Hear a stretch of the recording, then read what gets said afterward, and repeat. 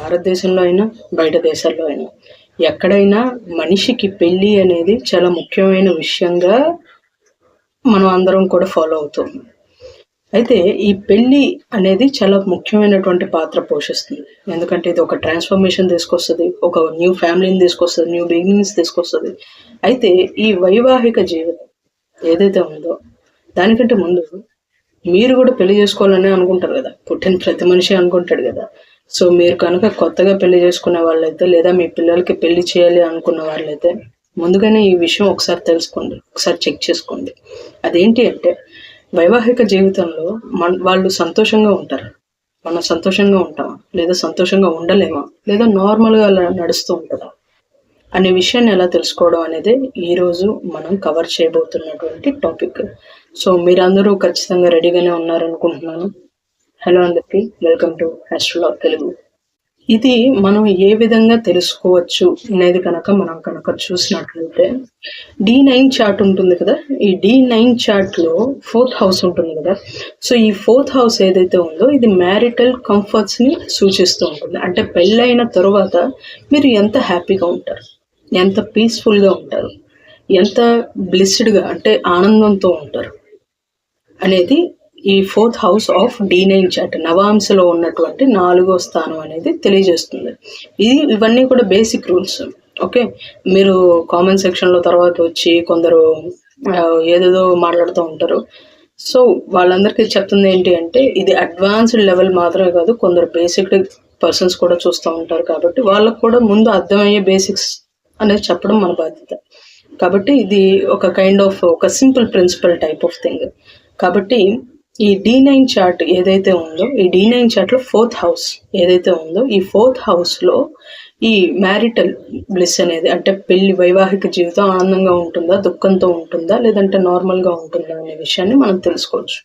అది ఏ విధంగా అంటే బేసిక్ రూల్స్ ఏంటి అంటే వీనస్ కానీ అంటే శుక్రగ్రహం కానీ, గురుగ్రహం కానీ, బుధగ్రహం కానీ, లేదు అంటే మంచి చంద్రుడు అంటే ఏంటి, క్షీణచంద్రుడు కాకుండా బలంగా ఉన్నటువంటి చంద్రుడు.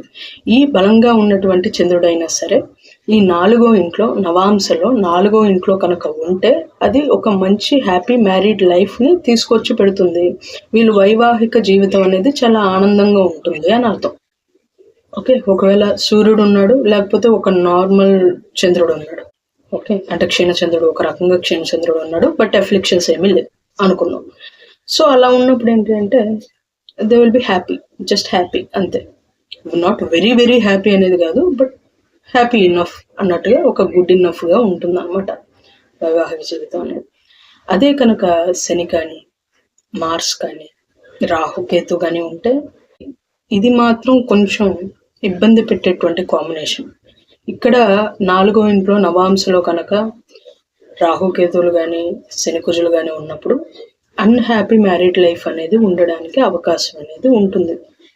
ఓకే, సో కొంతవరకు ఇది ఒక చిన్న ఇబ్బందికరమైనటువంటి కాంబినేషన్ అనే చెప్పాలి. ఇది ఎప్పుడైతే శని లేదా రాహుకేతువులు లేదా కుజుడు ఉంటారో ఇది కొంచెం మ్యారిటల్ లైఫ్లో డిస్టర్బెన్సెస్ని తీసుకొస్తుంది, వాళ్ళంత హ్యాపీగా ఉండలేరు అనేది అర్థం. అండ్ ఈవెన్ దో ఇందాక చెప్పినట్టుగా శుభగ్రహాలు అక్కడ ఉన్నప్పటికీ ఓకే ఇది కొంచెం ఇబ్బంది. సో మీ నవాంశ చార్ట్లో ఏదైతే 4వ ఇల్లు ఉందో ఆ 4వ ఇంట్లో ఏ గ్రహం ఉంది అనేది కామెంట్ సెక్షన్లో కామెంట్ చేయండి.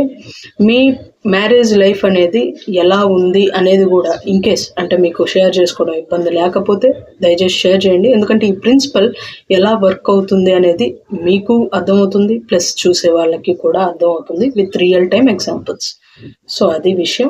అండ్ ఇందాక చెప్పినట్టు రాహుకేతువులు కానీ లేదా శనికుజులు కానీ ఉన్నప్పుడు కొద్దిగా అన్హ్యాపీ మ్యారీడ్ లైఫ్ అనేది ఉండడానికి అవకాశం ఉంటుంది. అలాగే ఈవెన్ దో శుభగ్రహాలు అయినటువంటి వీనస్ అదే శుక్రగ్రహము, గురుగ్రహము, బుధగ్రహము అండ్ మంచి స్థితిగతులు పొందినటువంటి మూన్ ఉన్నప్పటికీ కూడా దాని మీద అఫ్లిక్షన్స్ అనేవి పడకూడదు. ఏ న్యాచురల్ మెలఫిక్ అంటే ఏ న్యాచురల్ సహజ పాపగ్రహము కూడా దాన్ని చూడకూడదు. సో అలాగ వాటి దృష్టి పడనప్పుడు అగైన్ అదంతా ఓకేగా ఉంటుంది. కానీ ఏ చెడు గ్రహ దృష్టి అయినా పడింది అంటే మళ్ళీ అక్కడ కొంతవరకు డిస్టర్బెన్సెస్ అనేది రావడానికి అవకాశం ఉంటుందని. సో అది విషయం. ఇదంతా కూడా ఒక కైండ్ ఆఫ్ చిన్న చిన్న ప్రిన్సిపల్స్, అయినా కూడా ఇవి చాలా వరకు మిస్ అవుతున్నాయని కూడా అనిపిస్తుంది కొన్నిసార్లు. అందుకే నేను ఒకసారి ఈ విషయంగా కూడా వీడియో చేద్దామని అనుకున్నాను. అండ్ ఈరోజు మీరు ఒక కొత్త విషయం తెలుసుకున్నారని అనుకుంటున్నాను. And thank you so much for watching.